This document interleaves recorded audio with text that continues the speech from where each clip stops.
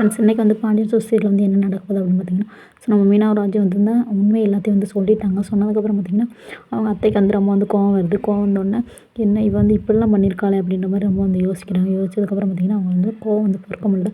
ஏன்டி நீ திடீர்னு கல்யாணம் எங்கள் அண்ணன் வந்து உன்னை கூட்டு வந்து நிப்பாட்டும்போது நான் வந்து சந்தேகப்பட்டுருக்கணும். நான் வந்து சந்தேகப்படாமல் கட்டி வச்சேன்ல என் தம்பிக்கு. அதனால தான் நீ வந்து இந்த அளவுக்கு வந்து மாறியிருக்க. எங்கள் அண்ணங்கிட்ட உன்னை தூது அனுப்பி விட்ருக்கானா இங்கே பார்க்குறதுக்கு.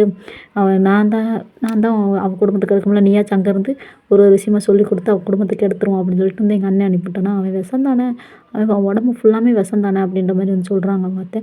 சொன்னோன்னே பார்த்தீங்கன்னா, இவங்க வந்து அப்படியே பயந்து போய் நிற்கிறாங்க அவங்க அத்தை.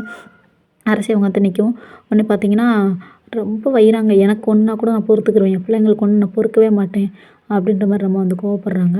கோவப்பட்டோன்னு பார்த்தீங்கன்னா, ஏதாவது இனிமேல் பண்ணிக்க தெரிஞ்சியோ அருவாமனை எடுத்து ஒரே போடு போட்டுருவேன் அப்படின்ற மாதிரி வந்து பேசுகிறாங்க.